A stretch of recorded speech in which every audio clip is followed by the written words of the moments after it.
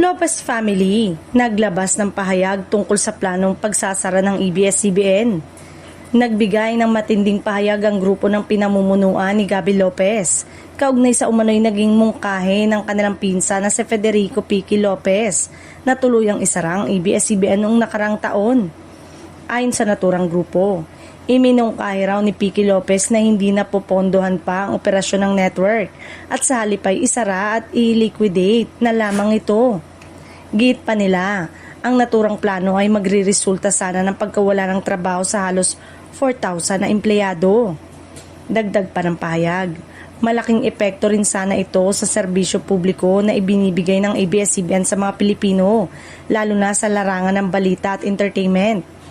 Kaya't mariin umano nilang tinutulan ang naturang hakbang.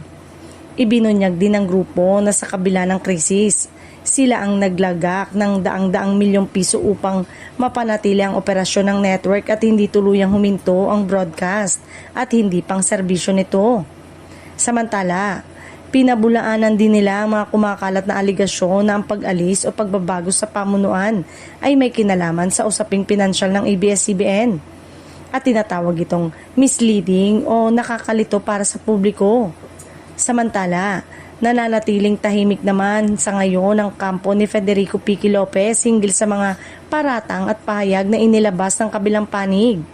Dahil dito, lalo pang umiigting ang interes ng publiko kung magkakaroon pa ng formal na sagot o paglilinaw mula sa kanya sa mga susunod na araw. Habang wala pang final na pahayag mula sa lahat ng sangkot, inaasahan ng marami na lilinaw din ang issue sa loob ng pamilya ng Lopez, lalo na't malaking institusyon sa industriya ng media ang ABS-CBN at may malawak na epekto sa entertainment at balita sa bansa.